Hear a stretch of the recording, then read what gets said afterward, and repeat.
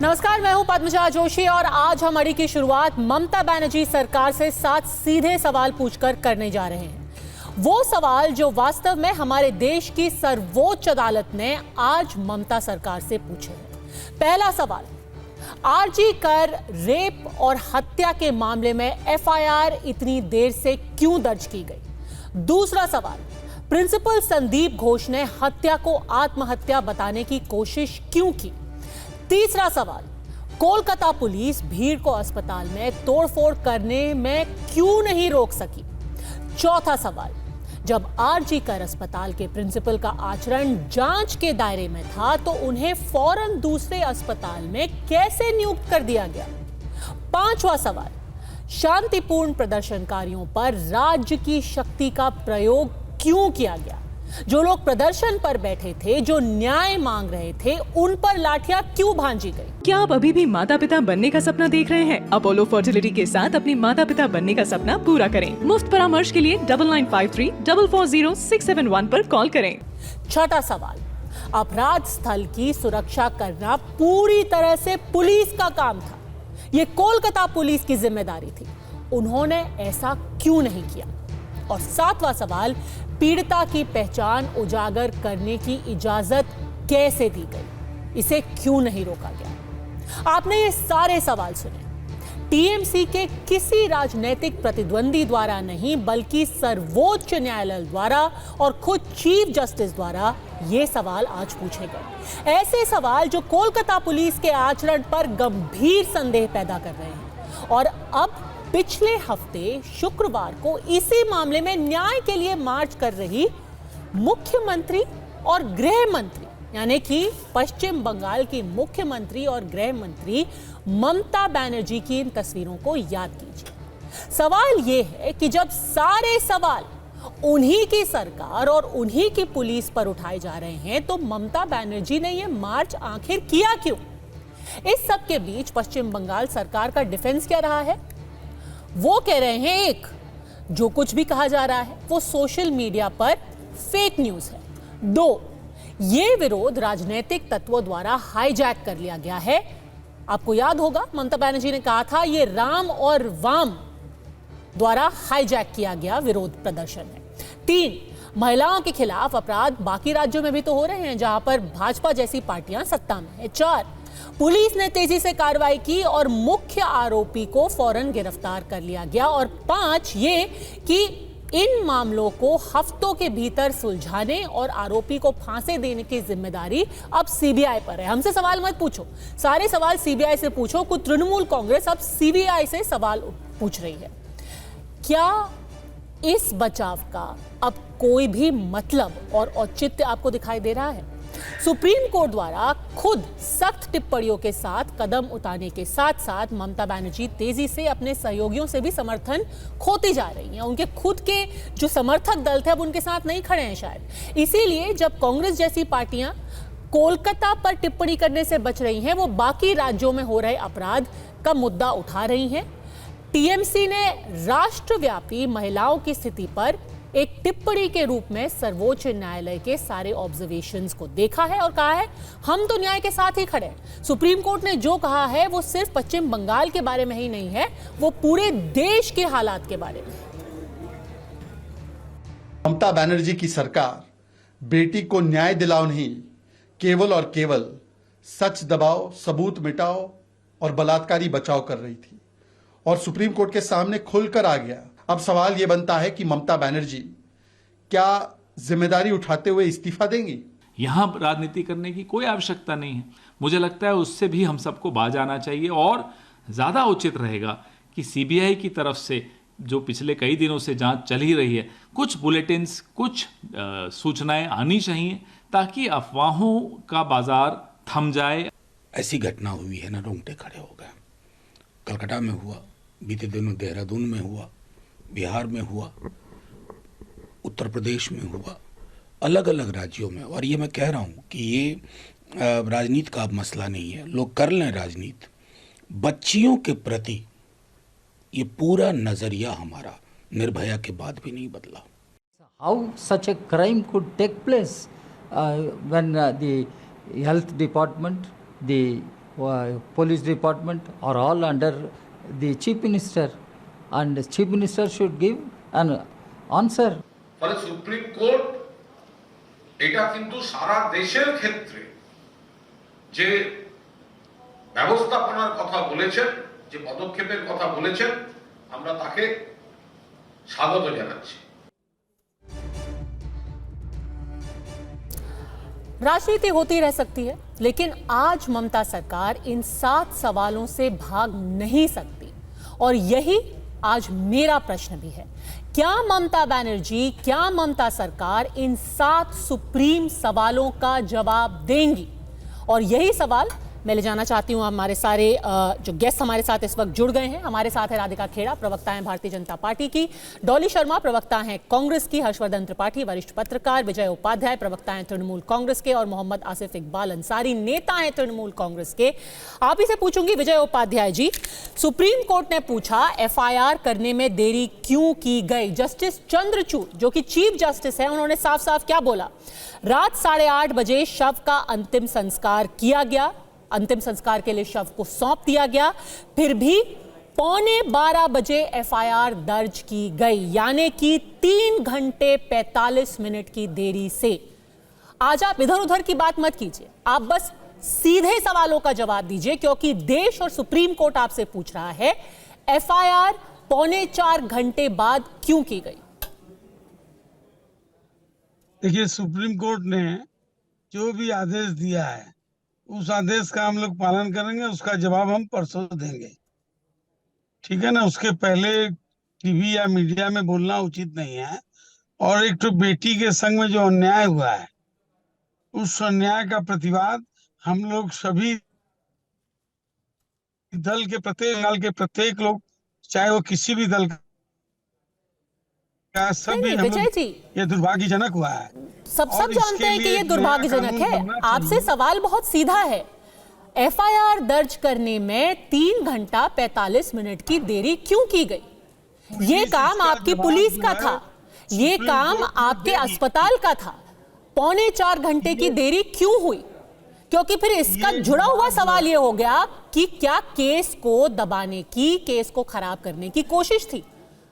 देखिए, supreme court में जवाब जो है हमारे वकील के माध्यम से प्रशासन द्वारा जमा किया आपसे जाएगा। पीड़िता के परिवार ने जवाब मांगा, आपने जवाब नहीं दिया। कलकत्ता हाईकोर्ट में आपसे पूछा गया, आपने जवाब नहीं दिया। अब सुप्रीम कोर्ट पूछ रहा है, आप कह रहे हैं अब हम परसों जवाब देंगे। कभी ना कभी तो आपकी जवाबदेही बनेगी ना। सुप्रीम कोर्ट में हम जवाब दाखिल करेंगे। आपसे जो जवाब पूछता है आप कहते हैं हम फलां को जवाब दे देंगे, या फिर आप उनके ऊपर लाठी चला देते हैं। कहीं तो आपकी जवाबदेही तय होगी। बिल्कुल, हमारा प्रशासन है, हमारी जिम्मेदारी है, इसमें दो मत नहीं है।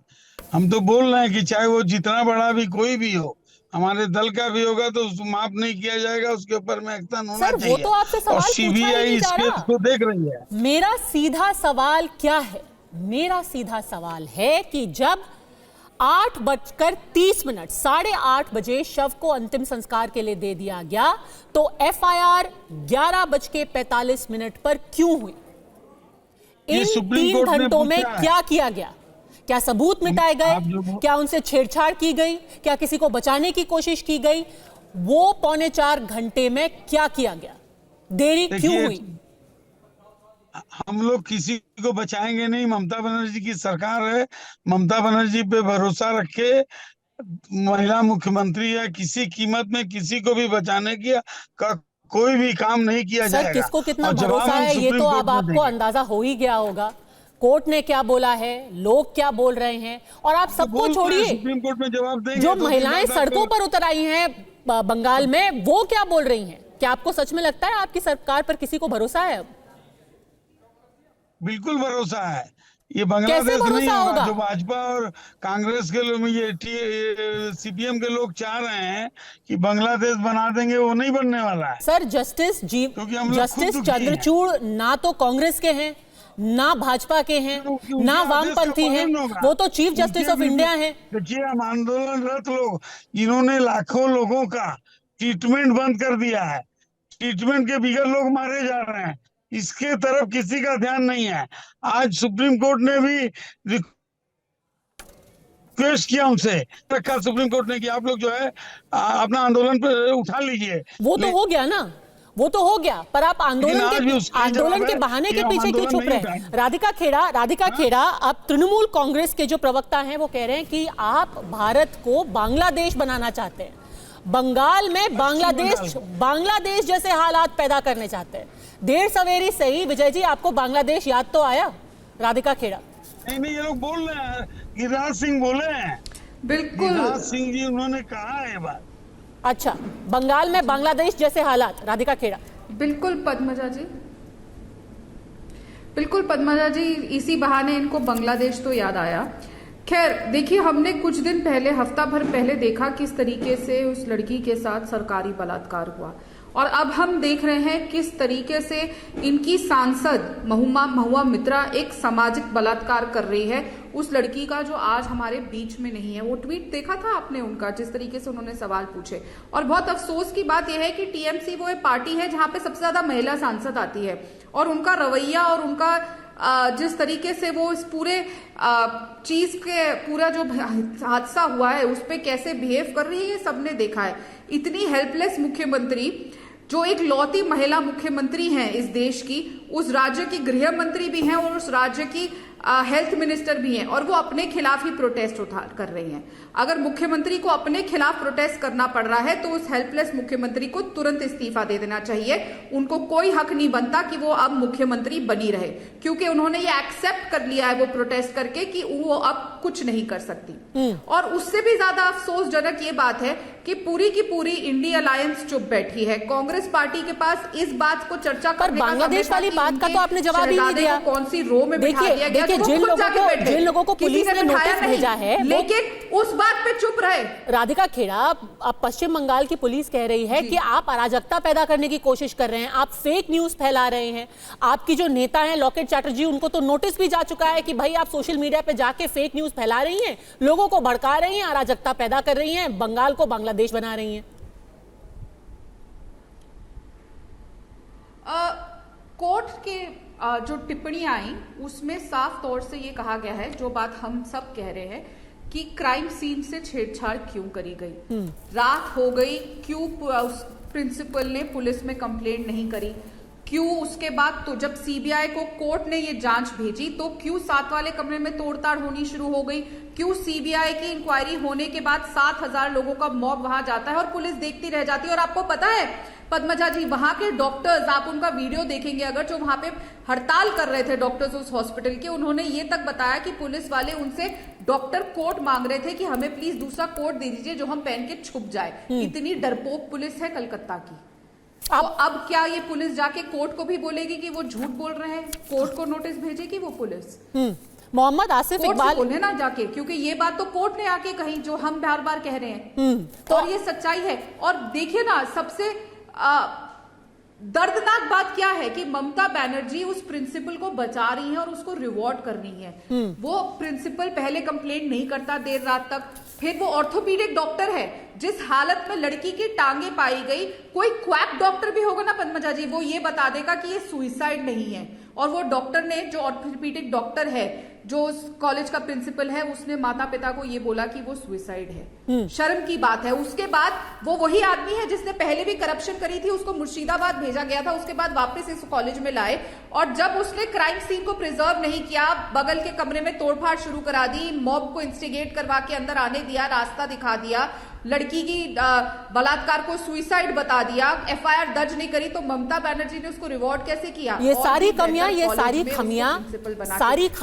पुलिस की है, सरकार की है, इन्वेस्टिगेशन है। और इसीलिए अंसारी साहब, अगर कोई भी भाजपा का नेता कुछ भी फेक न्यूज फैला रहा है, अगर वो कोई भी गलत बयानी कर रहा है, आप उनको नोटिस किया, आप उनकी गिरफ्तारी भी कीजिए। पर सुनिए कि आज सुप्रीम कोर्ट ने पुलिस के रवैये पे क्या सवाल उठाए हैं।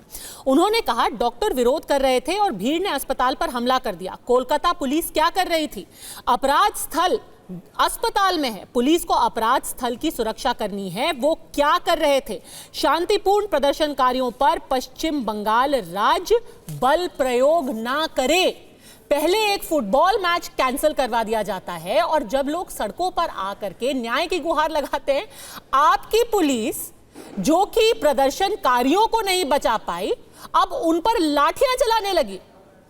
जो उपद्रवियों को नहीं रोक पाई, 7,000 लोगों की भीड़ आ गई, उनको भनक भी नहीं लगी। फटाफट उनको पता चल गया कि भाई ये फुटबॉल फैंस जो हैं, प्रदर्शन करने वाले हैं, इनको लाठियों से पीटो। क्या प्रायोरिटीज है? मैम, आपकी ये सारी बातें तो सुन रहे हैं, हमारे यहाँ पे बैठी हैं अब राधिका जी, और उन्होंने बहुत सारी बातें कही हैं, लेकिन जो सच्चाई है और एक रूमर्स है, तो सच्चाई और रूमर को, दोनों चीजों को जो है आपको एक मुनाजना करना पड़ेगा, दोनों को आपको कंपेयर करना पड़ेगा। पहली बात, ये जो कम्युनिकेशन हुआ है कि हॉस्पिटल से इनके पेरेंट्स को एक कॉल जाता है जिसमें बताया गया कि सुसाइड किया गया, इस चीज को हम, ये जो डॉक्टर घोष हैं, ये पूरा नेगेट करते हैं कि ऐसे तो आप कह रहे हैं कि उनकी माताजी झूठ बोल रही हैं? माताजी ने खुद बोला है। मैडम, माताजी झूठ बोल रही हैं या डॉक्टर झूठ बोल रहा है, ये अब ये चीज आप बताइए, आपको क्या लगता है कौन झूठ बोल रहा है? उन्होंने साफ साफ बोला है कि 10:35 पर मुझे कॉल आया, मुझे बोला गया कि तुम्हारी बेटी की तबीयत खराब है। मैंने वापस कॉल करके पूछा कि आप कौन हो? उन्होंने कहा मैं असिस्टेंट सुपरिटेंडेंट हूँ। उन्होंने कहा कि आपकी बेटी ने आत्महत्या कर ली है। पीड़िता की मां ने खुद बोला है वो झूठ बोल रही है, क्योंकि उनका जो कंडीशन है अभी, जो तकलीफ में वो अभी हैं, वो पूरा मगरबी बंगाल, पूरा वेस्ट बंगाल इस तकलीफ में है। आपको मैं बता देना चाह रहा हूँ पीड़िता की माताजी को झूठा बोल रहे हैं। आप उनकी मां को झूठ बोल रहे हैं। ऑटोप्सी हुई है, जब पीड़िता की ऑटोप्सी हुई है तो वहां पे जुडिशियल मैजिस्ट्रेट मौजूद थे, वहां पे 3 डॉक्टर मौजूद थे, वहां पे पुलिस मौजूद थी। अंसारी साहब, उसको आत्महत्या बुलाया गया, ऐसा उनकी माताजी बोल रही हैं। क्या आप उनको झूठा बोल रहे हैं? बिल्कुल नहीं बोलूंगा, मैं उनको बिल्कुल झूठा नहीं बोलूंगा, लेकिन आज जो उनकी मानसिकता है, जिस तकलीफ में वो जा रही हैं, आप let court to make a decision कि वो डॉक्टर झूठ बोल रहा है या इनकी मदर जो है, जो एक इमोशनली अभी जिस तरीके से ट्रॉमा से गुजर रही हैं, डॉक्टर के ऊपर तो शक की सुई है, उनको झूठ बोलने से तो फायदा होगा ही। आप डॉक्टर की बात पर विश्वास कर रहे हैं, उनकी मां की बात पर विश्वास नहीं कर रहे। ममता बनर्जी डॉक्टर को क्यों बचाना चाहेंगी? पहला सवाल ये उठता है कि वो डॉक्टर को क्यों बचाना चाहेंगी। यही तो आपसे सवाल सुप्रीम कोर्ट पूछ रहा है। यही सवाल आपसे सुप्रीम कोर्ट पूछ रहा है कि आप क्यों बचाना चाहती हैं? स्टूडेंट का, एक महिला स्टूडेंट का रेप होता है, डॉक्टर का रेप होता है, वो खुद एक महिला हो। बताइए राधिका खेड़ा, आखिर एक मुख्यमंत्री एक प्रिंसिपल को क्यों बचाना चाहेगी? हो सकता है कि इस वक्त उनकी जो माताजी हैं वो परेशान है, उनको समझ में नहीं आ रहा कि वो क्यों बचाना चाहेंगे, वो क्यों बचाना चाहेंगे। मैंने कहा कि ये आसिफ जी, मुझे बोलने दीजिए, मैं जवाब देती हूँ आपको। पद्मजा जी, जैसा मैंने कहा, ये सरकारी रेप है। पहले उस लड़की के साथ सरकारी बलात्कार हुआ, और अब चाहे उनकी महुआ मित्रा हो, चाहे अभी इनके ये नेता हो, ये लगातार सामाजिक बलात्कार पूरे परिवार के साथ कर रहे हैं। इनको शर्म नहीं आई ये बोलते हुए कि उनकी माताजी झूठ बोल रही है? उन्होंने साफ साफ अलग शब्दों में ये कह दिया कि माताजी झूठ बोल रही है क्योंकि उनकी मानसिक स्थिति इस तरीके की नहीं है। आपको शर्मिंदगी होनी चाहिए अपने बयान पे, और यही चीज है पद्मजा जी जिससे हम जूझ रहे हैं, जैसे हम महिलाएं हर रोज जूझती है। और मैं बहुत जिम्मेदारी से कह रही हूँ, कभी ना कभी आप भी जूझी होंगी कि किस तरीके से हमें वर्क प्लेस पे हैरेस किया जाता है, क्योंकि मैं खुद भी इस चीज से जूझ चुकी हूँ। और फिर हमारे ही कैरेक्टर असैसिन किया जाता है और आगे जाके ये प्रॉब्लम होती है। और अब महिला और पीड़िता की माता पे सवाल, मैं इनके बीच में नहीं बोली थी, ये बहुत संवेदनशील मामला है, आप बीच में मत बोलिए। आपको जो बोलना था आप बोल चुके हैं, अब आप बीच में मत बोलिए। मेरे ऊपर लांछन लगा रही है कि आपने बार-बार बोल रहे हैं कि ममता बनर्जी उसको, मैं बार-बार कह रहा हूँ कि उनकी मदद नहीं झूठ बोल रही है। आप जब कोर्ट में ये ना, मैडम ना आप जज कर सकती है ना मैं जज कर सकता हूं। अंसारी साहब, भले से ही आप नाक ऐसे पकड़े या ऐसे पकड़े, आप कह तो यही रहे ना कि माताजी की बात गलत है, कि जो पीड़िता है उनकी मां की बात को आप गलत ही ठहरा रहे हैं ना, एक एक करके। जो यहाँ बैठे हैं आप एक महिला का रेप होता है जिसमें आप पूरे सरकार को, सबसे पूछना चाहती हूँ, ये जितने मर्द यहाँ बैठे हैं लाती हैं और आप इस तरीके से प्रोजेक्ट कर रही हैं कि वे सारा क्राइम में एक चीफ मिनिस्टर जो खुद औरत है वो इन्वॉल्व है। ठीक है, नैरेटिव आप ठीक है सर, आपने बोल दी अपनी बात, अब उनको बोलने दीजिए। ये गलत बात है। फिर मैं डॉली शर्मा को लाऊंगी चर्चा में। यहाँ पे टीएमसी के 2 नेता बैठे हैं, मैं उनसे एक सीधी सीधी बात पूछ रही हूँ। ये वही प्रिंसिपल है ना जिसके ऊपर करप्शन के, भ्रष्टाचार के संगीन आरोप थे। भारतीय जनता पार्टी के प्रदेश अध्यक्ष ने ईडी की जांच की भी रिक्वेस्ट करी थी और ममता बनर्जी को भी कहा था इनके ऊपर कार्रवाई करी जाए। क्या किया था आप लोगों ने? उसको मुर्शिदाबाद भेजा था। ऐसा क्या था कि उसको बचाने के लिए सिर्फ मुर्शिदाबाद भेज दिया गया था और उसके ऊपर इंक्वायरी नहीं हुई थी? उसके बाद वापस इसी डॉक्टर को इस हॉस्पिटल में लाया जाता है और जब वो सीबीआई की जांच के आड़े आता है, वो बच्ची के ब्रूटल रेप को सुइसाइड बताता है, उसके बाद क्राइम सीन को प्रिजर्व नहीं करता, उसके बाद एफआईआर दर्ज नहीं कराता, वो ये बोल देता है कि मेरी जिम्मेदारी नहीं है कि उस लड़की को मैं प्रोटेक्शन दूं अगर वो रात को उस कमरे में जा रही है। क्यों वहां पे महिला के लिए चेंजिंग रूम नहीं था? 36 घंटे हमारी महिलाएं वहां पे काम करते हैं, डॉक्टर्स काम करते हैं ड्यूटी पे, उनके लिए एक चेंजिंग रूम नहीं था। क्यों वहां सीसीटीवी कैमरा नहीं थे? ये उसी प्रिंसिपल की जिम्मेदारी थी, पर वहां कुछ नहीं था। क्यों उस लड़की को जाके सेमिनार हॉल में कपड़े बदलने पड़ते थे?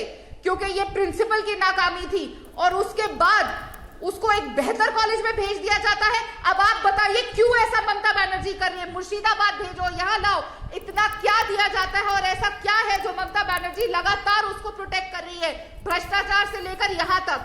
ऐसा क्या सिलसिला चल रहा है बीच में? ये क्या कहलाता है रिश्ता? ये रिश्ता क्या कहलाता है? डॉली शर्मा जी, आपकी साथ रही है, साथी पार्टी रही है तृणमूल कांग्रेस, पर अब जब सुप्रीम कोर्ट पुलिस से सवाल पूछती है, मुख्यमंत्री ममता बनर्जी, स्वास्थ्य मंत्री ममता बनर्जी, गृह मंत्री ममता बनर्जी, तो अब किसकी जवाबदेही बनती है? जी देखिए, मेरा मानना है सीधी और साफ बात, महिला सुरक्षा का मामला ये किसी दल को तक नहीं सीमित करना चाहिए। अब सड़क पर आप कभी बीजेपी बनकर लड़ते रहे, कभी कांग्रेस बन के लड़ते रहे, कभी तृणमूल कांग्रेस बन के लड़ते रहे, लेकिन आधी आबादी बनकर कब लड़ेंगे? आधी आबादी का मुद्दा, ये मुद्दा कब बनेगा? ये आधी आबादी का मुद्दा होना चाहिए जिसके अंदर महिला सुरक्षा, चाहे किसी भी प्रदेश में, चाहे बंगाल में आज हो रही हो, उत्तराखंड में अंकिता भंडारी की रही हो, उत्तराखंड में अभी नर्स का रेप हुआ है, चाहे प्रयागराज में हो, चाहे मुरादाबाद में हो, जो 3 दिन से हम लगातार देख रहे हैं, हर प्रदेश में जब तक आप महिला सुरक्षा को आधी आबादी का मुद्दा बनाकर एक तरीके से, एक चश्मे से देखकर केंद्र सरकारें और राज्य सरकारें उस पर जीरो टॉलरेंस की नीतियां या ऐसी चीजें नहीं लाएंगी जैसे बंगाल के केस में। जब ये पता हो गया, जब मुलजिम ने ये कबूल कर लिया कि हां उसने किया है, तो अब किस चीज की देरी है? हम कब नजीर पेश करेंगे कि ये नजीर पेश हो कि आने वाले लोग जो ये सोच भी रहे हो करने का, वो थर थर कांपे, उनकी हिम्मत ना पड़े किसी लड़की की तरफ आंख उठाकर देखने की। कुछ होना चाहिए, नजीर तो किसी ना किसी को पेश करनी पड़ेगी। ममता बनर्जी सरकार की कमियां हैं इसमें, और राज्य सरकार, इस पूरे प्रकरण में ममता बनर्जी की सरकार और पुलिस की कमियां हैं कि नहीं? क्योंकि सुप्रीम कोर्ट ने साफ तौर पर कहा है कि कमियां हैं। देखिए एफआईआर में देरी होना बिल्कुल कमी है, वो नहीं होना चाहिए। तुरंत लड़कियों, जहां कहीं भी लड़कियों के साथ ऐसे मामले आते हैं, वहां एफआईआर तुरंत होना चाहिए। आप किस चीज का इंतजार तो क्या ममता बनर्जी को नैतिक जिम्मेदारी लेनी चाहिए कि जब अगर एक महिला का बलात्कार और हत्या होती है, एफआईआर नहीं किया जाता है, प्रिंसिपल पर ममता दिखाई जाती है, तो क्या सरकार और मुख्यमंत्री की नैतिक जिम्मेदारी बनती है? पद्मजा जी, मैं एक बात कहना चाहती हूं, जब आप मणिपुर में ऐसा केस हुआ कि नंगा महिला को सड़क पर नचाया गया, आपने और इस्तीफा वहां के मांगा, मुख्यमंत्री कहते हैं कि ये एक थोड़ी, यहाँ तो सैकड़ों केस हो चुके हैं, आपकी पार्टी ने इस्तीफा मांगे, लेकिन वहां आपने कोई सामाजिक समस्या नहीं बताया, कहीं नहीं गए। मणिपुर को आपने सामाजिक समस्या नहीं बताया, आज तक नहीं गए। आपने बोला बीरेन सिंह को इस्तीफा देना चाहिए। देखिए, ये सामाजिक समस्या क्या उसी पैमाने से आप ममता बनर्जी का भी इस्तीफा मांगेंगे? हर प्रदेश में है। यहाँ पर मैं सीधी और साफ बात कह रही हूं, कहीं पर भी महिलाओं के साथ अगर ये अपराध होता है तो गलत है, होना नहीं चाहिए, इसकी नैतिक जिम्मेदारी लेनी चाहिए और अपराधी को कड़ी से कड़ी सजा मिलनी चाहिए। यहां वकीलों की जिरह होगी, ये होगा वो होगा, लेकिन जब पता लग गया अपराधी ने गुनाह कबूल कर लिया, तो अब किस चीज का इंतजार है? बिल्कुल। चढ़ाइए फांसी पर। किस चीज का इंतजार है? ये आपने बहुत अहम सवाल पूछा। अगर महिलाओं के बहुत अहम सवाल पूछा, क्योंकि लोग इस बात का भी इंतजार कर रहे थे, इस बात का भी इंतजार कर रहे थे कि आपके पार्टी का शीर्ष नेतृत्व इस पर कोई बयान देगा। आज राहुल गांधी जी उत्तर प्रदेश में थे, उनसे पूछा गया सर जो कलकत्ता में हुआ है उस पर कुछ बोलेंगे? सुनिए उन्होंने क्या कहा। मैं यहाँ इस मामले में आया हूँ। अब मैं जानता हूँ कि आप इस मामले को उठवाना नहीं चाहते हो, आप डिस्ट्रैक्ट कराना चाहते हो, क्योंकि आप दलितों की बात नहीं रखना चाहते हो। सही, आप दलितों की बात नहीं रखना चाहते हो और मैं यहाँ दलितों की रक्षा करने आया हूँ, उनकी बात उठाने आया हूँ, इसलिए मैं डिस्ट्रैक्शन अलाउ नहीं करूंगा। मैं कलकत्ता केस पे आगे आने वाले समय में बोलूंगा। डॉली जी, क्या एक लड़की की बलात्कार और हत्या की बात करना ध्यान भटकाना है, डाइवर्जन है? इंतजार किसका है? आपने बोला ना किसका इंतजार है, तो किसका इंतजार है? बोलिए ना। ऐसा तो नहीं है, ऐसा तो नहीं है कि राहुल गांधी बोले नहीं है, जैसे प्रधानमंत्री मणिपुर पर मां नहीं बोले। ऐसा तो नहीं है कि राहुल गांधी खड़े होकर बोला नहीं, उन्होंने कहा सख्त से सख्त सजा मिलनी चाहिए, महिलाओं के साथ ये अपराध बंद होने चाहिए। मैं खुद यहां पर कह रही हूं कि नजीर पेश करिए आप लगातार, लेकिन आप एक केस को उठाएंगे, बाकी केस को दरकिनार करेंगे। अरे चाहे कलकत्ता हो, चाहे उत्तराखंड हो, चाहे उत्तर प्रदेश हो, चाहे मणिपुर हो, चाहे बंगाल हो, राजस्थान हो, पूरे देश में कहीं भी ये मसले हो, क्योंकि एक महिला के साथ ये होना पूरे देश की महिलाओं की इज्जत को हिलाना है। कहीं पर भी हो, वो मुद्दे पर वहीं के वहीं ऐसी नीतियां आनी चाहिए कि महिलाओं, ये मैंने आपको कहा ना, आधी आबादी के मुद्दे को पार्टियों से जोड़कर नहीं, महिलाओं के मुद्दे को देखकर हमें देखना पड़ेगा। जब तक हम इन्हें पार्टियों में बांटेंगे, बंगाल का रेप, ममता बनर्जी की सरकार, उत्तराखंड के राजनीति भी बहुत अजीब सी चीज है। यहाँ पर बैठकर उत्तराखंड पे नहीं बोला जाएगा, किसी और प्रदेश पर नहीं बोला। अरे नहीं, सब पर बोलना चाहिए, सब पर बोलना चाहिए। और आप तो उत्तराखंड की बात कर रही हैं, बदलापुर पर भी सवाल होना चाहिए, सबको महाराष्ट्र पर भी सवाल होना चाहिए, थाने पर भी सवाल होना चाहिए। अगर 3 साल की 4 साल की मासूम बच्चियों के साथ ये अपराध होता है, उस पर भी सवाल पूछा जाना चाहिए एकनाथ शिंदे और देवेंद्र फडणवीस की सरकार से। अरे बिहार में देखिए, अभी लड़की को बिल्कुल सवाल पूछना चाहिए के साथ बलात्कार हुआ, उसी छोटी तरीके बच्ची के के कड़े साथ सवाल जैसे हम पूछ रहे हैं महाराष्ट्र पे, कांग्रेस को भी पूछना चाहिए। और इसीलिए बार बार ये सवाल राजनीतिक पार्टियों से की जाते हैं। डॉली जी, हर्षवर्धन जी, बड़ी अजीब चीज होती है राजनीति कि एक तरफ, और हम वो तस्वीरें दिखाएंगे, कोलकाता में कांग्रेस के वर्कर्स, कांग्रेस के कार्यकर्ता सड़कों पर थे आज, वो नारे उठा रहे थे, वो नारे लगा रहे थे, कह रहे थे वी वांट जस्टिस। पर राहुल जी से जब सवाल यही पूछा गया उत्तर प्रदेश में, उन्होंने कहा कि डाइवर्ट मत कीजिए। तो किसकी आवाज सुने, राहुल जी की सुने या इन कांग्रेस कार्यकर्ताओं की सुने? देखिए पद्मजा जी, मुझे लगता है कि भारतीय राजनीति में इतना संवेदनहीन चेहरा नेता प्रतिपक्ष का होगा, ये किसी को कल्पना भी नहीं रहेगी। किसी राज्य में दुष्कर्म एकदम से समाप्त हो गया है, हत्याएं खत्म हो गई हैं, अपहरण वसूली का धंधा खत्म हो गया है, ये हम में से कोई कह नहीं सकता। और ऐसा जिस दिन हो जाएगा तो बड़ा अच्छा हो, ईश्वर करे ये हो। लेकिन कोई ऐसी घटना हो, कोई ऐसा पाप कर्म हो, घृणित कर्म हो, उसके बाद राज्य सरकार इस तरह से, मतलब क्या कहें, राज्य का मुखिया जिसके पास गृह मंत्रालय, स्वास्थ्य मंत्रालय दोनों हो, वो प्रदर्शन कर रहा है। मुझे तो लगता है कि आज सर्वोच्च न्यायालय से थोड़ा ज्यादा की उम्मीद देश का नागरिक कर रहा होगा। उस डॉक्टर बेटी के लिए इंसाफ मांगने वाले थोड़ा सा और उम्मीद कर रहे थे। सर्वोच्च न्यायालय ने उम्मीद जगाई है, इसमें कहीं कोई संदेह नहीं, लेकिन उन्होंने जब सुओ मोटो इसको स्वतः संज्ञान ले लिया तो उनको पूछना चाहिए था क्या इस सरकार को रहने का हक है, जहां सीधे सीधे दिख रहा है। और कमाल की बात यह है कि मैं देख रहा था कि अभी जब कह रही थी तो तृणमूल कांग्रेस के नेता लगातार बीच में बोल रहे हैं, यानी उनके पास बोलने के लिए अपने शब्द नहीं है, दूसरा कोई अपनी बात ठीक से कह नहीं पाए। ये वो फासिस्ट मानसिकता है, ये वो फांसीवादी प्रवृत्ति है जो दिखती है। जहां पर कोलकाता पुलिस, उसके कमिश्नर, पश्चिम बंगाल पुलिस, वो कुछ भी कहने वालों के पास एक नोटिस भेज देती है कि देखिए लाल बाजार साइबर पुलिस थाने से आ गया आपके पास, बोलिएगा नहीं, चुप रहिएगा नहीं तो हम आपके खिलाफ कार्रवाई करेंगे। क्यों? क्योंकि वो जो पीड़ित के परिवार वाले हैं, वो जो उसके साथी डॉक्टर हैं, वो जो कुछ भी बोल रहे हैं उसको आप नहीं जाने दीजिए। सब कुछ एक ब्रैकेट में सारी इंफॉर्मेशन बंगाल के संदर्भ में आनी चाहिए। ये तो भला हो कि आज का समय का ऐसा है कि देश के अलग अलग हिस्सों से आवाजें उठ रही हैं, कहीं कोई ऐसा नहीं जो इसके खिलाफ नहीं खड़ा हो। लेकिन इसके बावजूद अगर नेता प्रतिपक्ष, आप खूब सवाल कीजिए, भाजपा सरकार हो दूसरी सरकार हो, खूब कीजिए, नेता प्रतिपक्ष आज की तारीख तक कलकत्ता नहीं जा पाए। कोलकाता जाते, वो पीड़ित के परिवार से मिल लेते तो क्या बुरा हो जाता, वो भी तो राजनीति कर सकते थे ना, चलो संवेदना वाली राजनीति होती। यहां सबसे बड़ा संकट यही है कि देश को एक ऐसे ब्लैक होल में ले जाने की कोशिश हो रही है, और ये राजनीति बहुत घृणित है, ये बहुत नीचे ले जाने वाली। आप सोचिए, वहां भी वो सिर्फ जाति जाति चिल्ला रहे थे जहां रायबरेली में गए, बिल्कुल वहां भी सवाल खड़ा हुआ। आप पूछे ना योगी आदित्यनाथ से, सरकार से सवाल, और जो गिरफ्तार हुए वो भी पूछिए।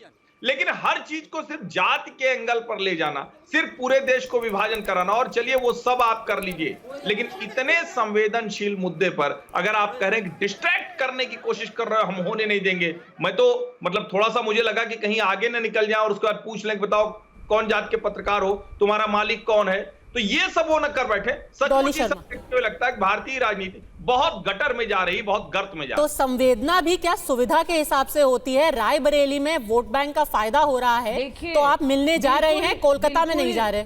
ये कुछ भी बिल्कुल गलत बात है। राहुल गांधी जी 6 दिन पहले ही बयान दे चुके, और मैं पढ़कर बता देती हूँ राहुल गांधी जी ने क्या कहा, और उन्होंने आज भी कहा, वो इन्हें सुनाई नहीं दिया। उन्होंने कहा कलकत्ता पर भी मैं बोलूंगा, पूरे तरीके से बोलूंगा, अभी जहां आया हूं वहां की बात कर लूं। लेकिन राहुल जी ने क्या कहा 6 दिन पहले, वो सुनिए, मैं पूरा बयान पढ़कर बताती हूं। उन्होंने कहा प्रधानमंत्री जी की तरह नहीं किया, मणिपुर पर मां नहीं बोला और वहां का इस्तीफा नहीं लिया। उन्होंने कलकत्ता पर क्या कहा, उन्होंने कहा कलकत्ता में जूनियर डॉक्टर के साथ हुई रेप और मर्डर की विभत्स घटना से पूरा देश स्तब्ध है। उसके साथ हुए क्रूर और अमानवीय कृत्य की परत दर परत जिस तरह खुलकर सामने आ रही है, उससे डॉक्टर्स कम्युनिटी और महिलाओं के बीच असुरक्षा का माहौल है। पीड़िता को न्याय दिलाने की जगह आरोपियों को बचाने की कोशिश अस्पताल और स्थानीय प्रशासन पर गंभीर प्रश्न खड़े करता है। इस घटना ने सोचने पर मजबूर कर दिया है कि अगर मेडिकल कॉलेज जैसी जगह पर डॉक्टर सेफ नहीं है तो किस भरोसे अभिभावक अपनी बेटियों को पढ़ने बाहर भेजें। निर्भया के केस के बाद बने कठोर कानून भी ऐसे अपराधों को रोक पाने में असफल क्यों है? हाथरस से उन्नाव और कठुआ से लेकर कलकत्ता तक महिलाओं के खिलाफ लगातार बढ़ती घटनाओं पर हर दल, हर वर्ग को मिलकर गंभीर विचार विमर्श कर ठोस उपाय करने होंगे। मैं इस असहनीय कष्ट में पीड़िता के परिवार के साथ खड़ा हूं। उन्हें हर हाल में न्याय मिले और दोषियों को कड़ी से कड़ी सजा मिले और समाज में एक नजीर की तरह प्रस्तुत की जाए। ये बात बिना लाग लपेट के निंदा की, ये राहुल जी ने बोला है। अच्छा पद्मजा जी, ये जो सारा कुछ था, ये देश के हर व्यक्ति की भावना हो सकती है, लेकिन जरा सोचिए, किसी भी संवेदनशील व्यक्ति को आज हाथरस, कठुआ, उन्नाव याद आ सकता है? हाथरस का ही वो वीडियो था ना जिसमें प्रियंका राहुल गाड़ी में निकले थे और गए थे, और वो वीडियो बड़ा वायरल हुआ था। ये दिखाता है कि नेता प्रतिपक्ष सिर्फ और सिर्फ स्तरहीन राजनीति कर रहे हैं। मैं फिर से कह रहा हूं, नेता राजनीति करते ही हैं, लेकिन स्तरहीन राजनीति से बचना चाहिए। इसमें क्या पश्चिम बंगाल सरकार और ममता बनर्जी का कहीं नाम है? मैं प्रतीक्षा करता हूं डॉली शर्मा उसको खोजें और उसको दर्शकों को बता दें। मैं माफी स्वीकार कर लूंगा अगर एक बार भी माफी मांग लूंगा अगर एक बार भी ममता बनर्जी से कहा गया हो कि ममता बनर्जी त्यागपत्र दे या उनकी सरकार में ही हुआ। राधिका खेड़ा, अगर राजनीति की बात हो रही है, इल्जाम आप पर भी है, आप भी राजनीति कर रही हैं, आपको न्याय का उतनी परेशानी नहीं है जितना इस्तीफा लेने का है। फटाफट आपने इसको एक पूरी मुहिम बना दिया है कि ममता बनर्जी इस्तीफा दो। पद्मजा जी, मैं जब से इस डिबेट पे बैठी हूँ, मैंने क्या एक बार भी जो टॉपिक है कलकत्ता का रेप केस उससे इधर उधर गई? क्या मैंने बात करी कर्नाटक के रेप की, जहाँ पे एक छोटी सी लड़की के साथ बलात्कार हो जाता है, वो कोशिश की जाती है स्कूल के अंदर, क्या सिद्धरमैया को फोन करके इस्तीफा मांगा गया? क्या मैंने बात करी झारखंड की, जहाँ पे एक 3 साल की लड़की के साथ उस बस का, स्कूल बस का ड्राइवर रेप कर देता है? क्या सोरेन साहब को कहा नहीं आप दोबारा मुख्यमंत्री नहीं बनेंगे, उतरिए, जब आपने वापस किसी और की कुर्सी खाली करा के जो बैठे और आपसे संभल नहीं रहा? मैंने नहीं बात करी। मैं चाहती तो मैं कथुआ की भी बात करती आज, पर फिर आप महाराष्ट्र की भी बात कीजिए ना। अभी थाने में खुद आपके एनसीपीसीआर के चेयरपर्सन क्या बोल रहे हैं? मैम, आपके एनसीपीसीआर के चेयरमैन हैं, उन्होंने कहा कि जिस स्कूल के अंदर ये अपराध हुआ वहां की मैनेजमेंट ने इस मामले को दबाने की कोशिश की। पुलिस वालों ने एफआईआर वक्त रहते नहीं रजिस्टर की, तो क्या अब आप ये भी कहेंगे कि एकनाथ शिंदे इस्तीफा दे दे? अगर ममता बनर्जी का इस्तीफा मांग रहे हैं शुभेंदु अधिकारी, तो फिर क्या आप एकनाथ शिंदे का भी इस्तीफा मांगेंगी? न्याय की गुहार होनी चाहिए, पर राजनीति नहीं होनी चाहिए। पता चल जाए कितना सच है कितना झूठ है। ये तो खुद आपके उप मुख्यमंत्री ने माना है, जो बात देवेंद्र फडणवीस ने खुद माना है कि प्रिंसिपल की गलती थी, पुलिस वालों की गलती थी। उन्होंने खुद तबादला करवाया है पुलिस वालों का। मैम, इसीलिए मैं कह रही हूं कि जैसे ही न्याय की जगह राजनीति ले लेता है तो सबके जो स्टैंडिंग है वो बहुत कमजोर हो जाती है। फिर आप ममता बनर्जी पे उंगली नहीं उठा सकती, क्योंकि 4 उंगलियां आपकी तरफ भी हैं। आप मुझे बताइएगा पद्मजा जी कि समय है जाके ये बोलने का कि मैं दलित को न्याय दिलाने आया हूं, लेकिन उसी उत्तर प्रदेश में अयोध्या भी है और कन्नौज भी है, जहां पे एक हिंदू बेटी के साथ क्या हुआ था सब जानते हैं। उनके ऊपर तो नहीं गए राहुल गांधी, वो भी उत्तर प्रदेश में है जो भारतीय जनता पार्टी शासित है। उन दोनों जगह क्यों नहीं गए, उसके लिए ट्वीट क्यों नहीं किया? और वापस आते हैं बंगाल के बारे में, यहाँ पे पूरा बंगाल का ट्वीट पढ़ा गया। आपकी सरकार वहां प्रदर्शनकारियों पे लाठियां चला रही है, लेकिन उसी 14 तारीख जैसे ममता बनर्जी की पुलिस ने चलाया।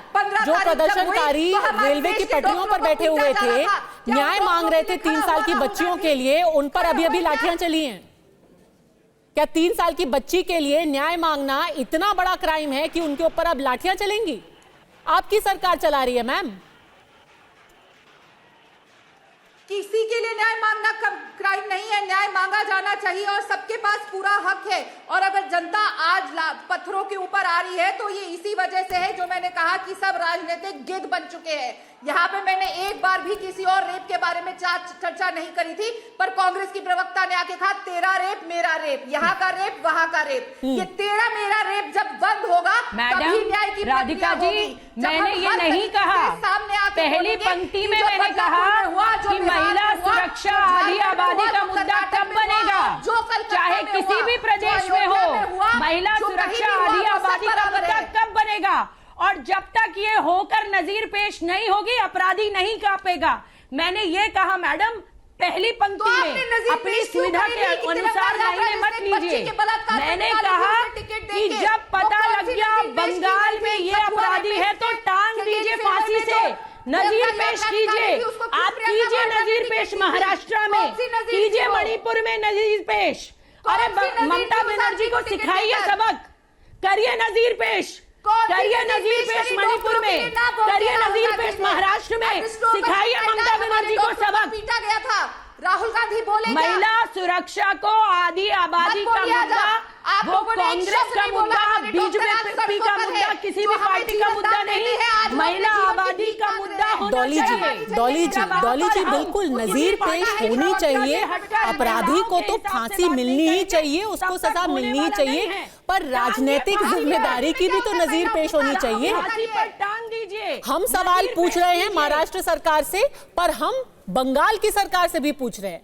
आप महाराष्ट्र की सरकार से पूछ रहे हैं, वो बिल्कुल सही है, पर आप बंगाल की सरकार से सवाल पूछने में जो हिचकिचाहट होती है मैडम, इतना वक्त बीत गया, ने प्रदर्शन किया है, इतना हमने दिल्ली में प्रदर्शन किया है। आपका शीर्ष नेतृत्व ममता जी का नाम लेने से क्यों कतराता है मैम? वही तो सबसे बड़ी त्रासदी है। पहले ही बोल चुका है, आप नाम लेकर के इस्तीफा मांगिए ना। उन्होंने अभी भी बोला है, बोलिए उन्होंने अभी भी बोला, अरे हम तो मांगेंगे इस्तीफा। हम तो महाराष्ट्र का भी, इनसे बोलिए कि उत्तर प्रदेश में 3 रेप हुए, इनकी हिम्मत है योगी आदित्यनाथ का इस्तीफा मांगे, यहाँ पर बैठकर राधिका खेड़ा महाराष्ट्र के मुख्यमंत्री का मांगे। मैं मांगती हूँ ममता बनर्जी का इस्तीफा, कहती हूँ ममता बनर्जी को देना चाहिए, अपना जिम्मेदारी लेनी चाहिए। लेकिन हाँ, इनसे बोलिए मणिपुर के मुख्यमंत्री का इस्तीफा लेंगे और महिला सुरक्षा को किसी भी पार्टी, किसी भी दल का मुद्दा न बनाए। महिला सुरक्षा इस देश का मुद्दा होना चाहिए, पर नहीं होता है। और हर्षवर्धन जी शायद इस देश का मुद्दा होना नहीं चाहिए, होता है, वो नहीं किसी होता राज्य का और किसी केंद्र की सरकार ये का चीजें मुद्दा नहीं, महिला सुरक्षा पर बात करनी चाहिए। पर डॉली जी ये चीजें कहने में बहुत अच्छी लगती हैं हर्षवर्धन जी, शायद सबसे बड़ी मुश्किल यही है कि जब ऐसे अपराधों की बात आती है तो पहले आदमी सोचने लगता है अपने पार्टी की, फिर सोचता है महिलाओं की। देखिए पद्मजा जी, मैं तो समझ नहीं पा रहा हूं कि नेता लोग कुछ भी बोलते हैं तो सोचते क्यों नहीं। बिल्कुल, मैं तो लगातार कहता हूं कि जिस राज्य में घटना है उस राज्य के मुख्यमंत्री की जवाबदेही। अगर उत्तर प्रदेश में कोई दुष्कर्म हो गया, कोई घटना हो गई, तो जवाबदेही राज्य सरकार की है। और अगर राज्य सरकार कानूनी तौर पर जो कुछ है उसको तेजी से कर रही है, चाहे वो अयोध्या में मोहित खान का मसला हो, चाहे वो कन्नौज में नवाब सिंह यादव का मसला हो, तो आप यही चीजें तेजी से होते हुए देखना कोलकाता में भी चाहते हैं। वहां डिले नहीं किया गया, वहां किसी को बचाने की कोशिश नहीं। और सबसे बड़ी बात, मुख्यमंत्री सरकार, लेकिन ये तेजी हाथरस में नहीं देखी हमने, ये तेजी उन्नाव में नहीं देखी हमने, ये तेजी मणिपुर में नहीं देखी हमने। आप यहाँ भाजपा प्रवक्ता बनकर बात कर रहे हैं। पहली लाइन से, पहली पंक्ति से मैं कह रही हूँ कि महिला सुरक्षा का किसी पॉलिटिकल पार्टी का मुद्दा नहीं, इस देश का मुद्दा बनना चाहिए, आधी आबादी का मुद्दा बनना चाहिए। डॉली जी एक-एक करके, आधी आबादी का मुद्दा बनकर महिलाओं पर बात होनी चाहिए। डॉली जी एक-एक करके महिला अपनी बात सुरक्षा को रखने आप दीजिए, किसी फिर मैं पार्टी वापस आपको मौका दूंगा। से बांध कर नहीं देख सकते। एक-एक करके देने वाले को टिकट दिया आपने। हर्षवर्धन जी एक सेकंड आ रही हूँ आपके पास। हर्षवर्धन जी, कोलकाता पर राहुल गांधी इसलिए नहीं बोलते क्योंकि उनको लगता है कि इससे भाजपा के खिलाफ लड़ाई कमजोर होगी, वहां ममता बनर्जी की सरकार है। उत्तर प्रदेश में कन्नौज और अयोध्या पर इसलिए नहीं बोलते कि उसमें समाजवादी पार्टी के नेता जुड़े हुए हैं, वहां मुश्किल हो जाएगी। और यही वो राजनीति है, मैं बार बार कह रहा हूं, इसमें जरा सा भी हिचक होनी चाहिए, भाजपा सरकार में हो, किसी सरकार में हो। लेकिन जब आप इस तरह की बातें करते हैं, जब हाथरस के लिए तो घर से तैयार होकर निकलते हैं, वीडियो जारी करते हैं, जब आप दूसरी जगह पहुंच जाते हैं, लेकिन कोलकाता के लिए न तो आपको फ्लाइट मिलती है और पत्रकार एक सामान्य सवाल पूछता है जो उसकी जिम्मेदारी है, जिसके लिए लोकतंत्र ने यही अपेक्षा उससे करता है, तो आप कहते हैं मामले को डिस्ट्रैक्ट कर रहे हो। ये सचमुच थोड़ा सा चिंता का विषय है, क्योंकि राहुल गांधी अब सामान्य सांसद नहीं है, नेता प्रतिपक्ष है। ये व्यवहार नहीं दिखना चाहिए। उपाध्याय जी, विजय उपाध्याय जी, भले से ही भाजपा और कांग्रेस की अपनी राजनीति है इसमें, पर आपके तो सीधे सवाल हैं और वो कोई आपका राजनीतिक प्रतिद्वंदी नहीं पूछ रहा है। दो सवाल मैंने आपसे पूछ लिए, एक एफआईआर को लेके, एक प्रिंसिपल को लेके। अब तीसरे सवाल का जवाब दीजिए, कोलकाता पुलिस की भूमिका। एक बार फिर से आपको पूछूंगी, कोलकाता पुलिस एक भीड़ को प्रदर्शनकारियों पर हमला करने से कैसे नहीं रोक पाई? और सबसे दिलचस्प बात यह है कि तब से कोलकाता पुलिस इतनी एक्टिव हो गई है, उन्होंने लोगों को नोटिस भेज लिया, उन्होंने आपके खुद के सांसद को नोटिस भेज करके उनसे सवाल जवाब कर लिए, उन्होंने जाकर के 144 लगा दिया, प्रदर्शनकारियों को रोक लिया, जो लोग फुटबॉल मैच देखने आए थे उनके ऊपर लाठियां चला दी। तो पुलिस की जिम्मेदारी कौन लेगा? सुनिए, सुप्रीम कोर्ट का ऑर्डर है कि कोई भी इसका माने महिला का पहचान जो है आप नहीं बताएंगे। तो पहचान जो फेक न्यूज बना के लोगों ने भेजा है सोशल मीडिया पे, उनको पुलिस बुला रही है। सर, जो लोग फुटबॉल मैच देखने आए थे, जो लोग फुटबॉल मैच देखने आए थे, उनमें से कितने लोगों ने पीड़िता का नाम बताया? उन पर लाठियां क्यों चलाई गई?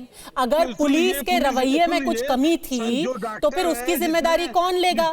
क्योंकि गृह मंत्री खुद मुख्यमंत्री हैं। अगर पुलिस की कोताही हुई है तो उसकी जिम्मेदारी कौन लेगा? सुन लीजिए मेरा बात, संदीप घोष के ऊपर में एफआईआर, उसने भी सोशल मीडिया पे उसकी पहचान बताई थी, जो कि अभी सीबीआई इंक्वायरी कर रही है।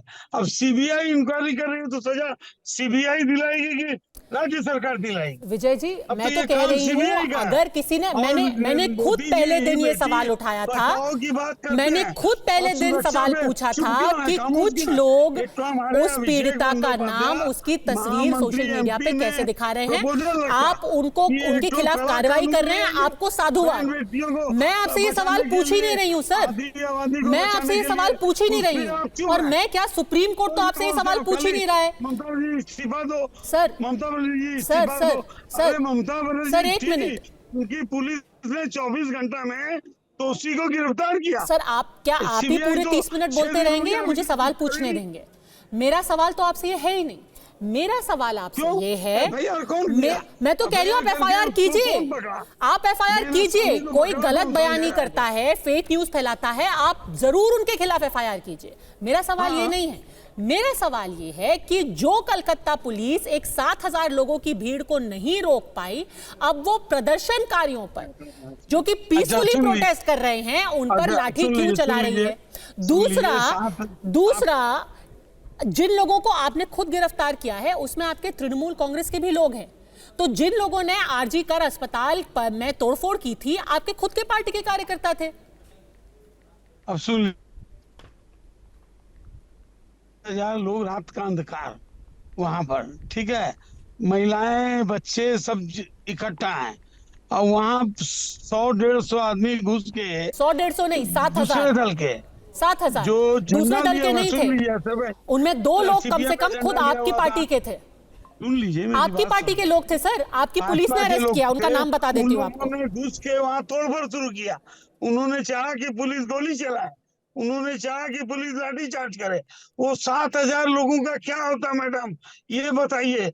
अगर उस समय गोली चलती, उस समय लाठी चलती, ये तो हम पुलिस को धन्यवाद देना चाहेंगे कि पुलिस ने खूब शांतिप्रिय ढंग से माहौल को शांत करने का प्रयास किया। शांतिप्रिय ढंग से करोड़ों रुपए लोग पिट रहे थे।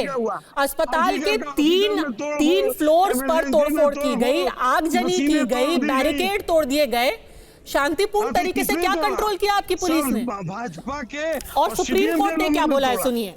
डॉक्टर विरोध कर रहे थे, भीड़ ने अस्पताल पर हमला कर दिया, कोलकाता पुलिस क्या कर रही थी? पूर्ण ढंग से वो लोग रास्ता में थे, बैठे हुए थे, लेकिन जो उन्होंने झमेला किया वो भाजपा और सीपीएम के लोग थे। वो लोग चाहते थे पुलिस जो है लाठी चार्ज करे, विजय जी वो आपके लोग थे, शांतिप्रिय ढंग से आंदोलन कर रहे हैं, वो मारे जाए। वो आपके लोग थे। जिन लोगों को पकड़ा गया है, जिन 25-30 लोगों को पकड़ा है आपकी पुलिस ने, उनमें से कई के घर वालों ने इंटरव्यू दिया है अखबारों को, कहा है कि हमारा भाई या हमारे पिताजी तृणमूल कांग्रेस के कार्यकर्ता हैं। देखिए, ये ममता बनर्जी की पॉलिसी है, चाहे वह कोई भी अपराधी होगा वो बख्शा नहीं जाएगा, वो जितना भी बड़ा हो, जितना भी छोटा हो। सर बख्शना तो अब आप बख्श भी नहीं सकते, चाह के भी नहीं बख्श सकते, क्योंकि अब तो सुप्रीम कोर्ट मॉनिटर कर रहा है ना, और अब तो सीबीआई इन्वेस्टिगेशन कर रहा है। लोगों को भड़काया कि बांग्लादेश बना दो पश्चिम बंगाल को, और गिरिराज सिंह जी ने खुद कहा कि बांग्लादेश जैसी अवस्था होगी पश्चिम बंगाल में। आप बांग्लादेश की बात कर रहे हैं, ये भी बहुत दिलचस्प है, क्योंकि बांग्लादेश जैसे हालात तो शायद आपके मंत्री बना रहे हैं। उदयन गुहा, जिन्होंने पहले पूरे प्रदर्शनकारियों का मजाक उड़ाया, कल जाकर के वो क्या कहते हैं कि अगर कोई उंगली ममता बनर्जी के ऊपर उठेगी तो हम उस उंगली को काट देंगे। अब बंगाल में बांग्लादेश जैसा माहौल कौन बनाना चाहता है, ये तो आप ही सुनिए उदयन गुहा को, और आप फैसला कीजिए। बनाने पे क्यों नहीं आप लोग चर्चा सर, उंगली उठाने पे उंगली काटने की धमकी आप दे रहे हैं। कौन बना रहा है बंगाल को बांग्लादेश? एक बार सुनिए ना, सुनिए, मुझे पूरा यकीन है कि उदयन गुहा ने जो बोला है उसको भी जस्टिफाई करने के लिए कोई तर्क होगा आपके पास, कोई ना कोई तर्क आप बताएंगे। पर एक बार दर्शकों को भी उदयन गुहा ने क्या बोला है वो सुनने दीजिए।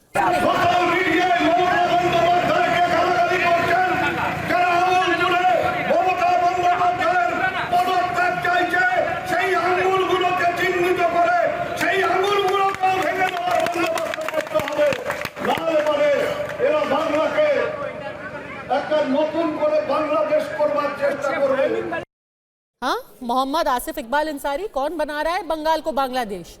अब तो ऐसे तालिबानी आदेश दिए जा रहे हैं, उंगली उठाओ काट के रख देंगे। मैडम, आप इतने हम लोगों से, मतलब मुझसे ही इतनी कंट्रोवर्शियल सवाल पूछ रही हैं कि कौन बना रहा है? क्योंकि आपके मंत्री ऐसे कंट्रोवर्शियल बयान दे रहे हैं तो आप ही से सवाल पूछूंगी ना सर। बना रहा है बांग्लादेश, पहले उन्होंने मजाक उड़ाया, उनके खिलाफ कोई एक्शन नहीं हुआ, अब वो खुल्ला धमकियां दे रहे हैं, कोई एक्शन नहीं हो रहा। पहली बात मैडम, हिंदुस्तान को कोई बांग्लादेश बना ही नहीं सकता। ये तो आपके प्रवक्ता ने ही बोला कि बंगाल को बांग्लादेश बनाने की कोशिश कर रहे हैं, मैंने तो ये एग्जांपल दिया भी नहीं था। ये एक्चुअल में मैडम, ये जो सिचुएशन क्रिएट किया जा रहा है, ये सिचुएशन जो क्रिएट किया जा रहा है, इसी सिचुएशन को एक आपके लिए एक मेटाफर के तौर से इस्तेमाल किया जा रहा है कि आप एक महिला चीफ मिनिस्टर के खिलाफ में आप इस तरीके से एजिटेशन कर रही हैं। आप जिस दिन आप देखेंगे जो वायलेंस हुआ है, उस दिन बीजेपी की महिला मोर्चा जाके वो पीसफुल एजिटेशन नहीं है, वो बैरिकेड को तोड़ रही है, वो बैरिकेड को तोड़ रही हैं वो हॉस्पिटल के अंदर जाना चाह रही हैं। तो उंगली और काट उस पे देंगे। जो है आप सवाल उठाती हैं कि पुलिस वहां पे क्या कर रही थी, 7,000 लोगों को क्यों नहीं वहां से भगाया। तो अभी जो श्रीवास्तव साहब ने कहा, उपाध्याय जी ने कहा कि आप क्या चाहती थी, कि आप चाहती थी कि पुलिस गोली चलाए, क्या चाहती थी कि वहां पे लोग मारे जाएं? और उसके बाद जो है फिर आज एक महिला जिसकी पहले अपराध हुआ, पहले सबूतों को दबाया, अब लोगों को डराया, ये है न्याय पश्चिम बंगाल में। और फिर आप कह रहे हैं कि जो भी आवाज उठा रहा है वो बंगाल को बांग्लादेश बनाने की कोशिश कर रहा है। बिल्कुल नहीं, आवाज मैडम, दबाना, डराना, ये है मोडस ऑपरेंडी। आवाज उठाना, सुनिए, आवाज उठाना एक अलग चीज है और इल्जाम लगाना एक अलग चीज है। आपका एक तो इल्जाम लगाने पे उंगली काट देंगे।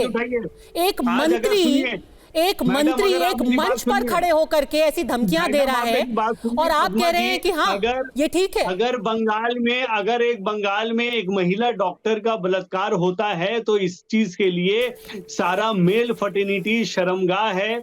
हमारे चीफ मिनिस्टर दुखी हैं और वो रोड पे जो आई हैं वो प्रोटेस्ट रैली नहीं है, वो एक सॉलिडारिटी रैली है, जहां वो अफसोस में हैं कि जब 13 तारीख को कलकत्ता हाई कोर्ट ने अपना केस उठाकर दे दिया सीबीआई को, आज ममता बनर्जी उसी चीज का डिमांड कर रही है। देखिए मोहम्मद अंसारी साहब और विजय उपाध्याय जी, अब सवाल को इतना डिले क्यों किया जा रहा है? सवाल आपसे कोई आपके पॉलिटिकल ओपोनेंट्स, राजनीतिक प्रतिद्वंदी नहीं पूछ रहे हैं, देश की जनता पूछ रही है और अब इस देश का सुप्रीम कोर्ट पूछ रहा है। जवाब तो आपको देना ही पड़ेगा, देर सवेरी से।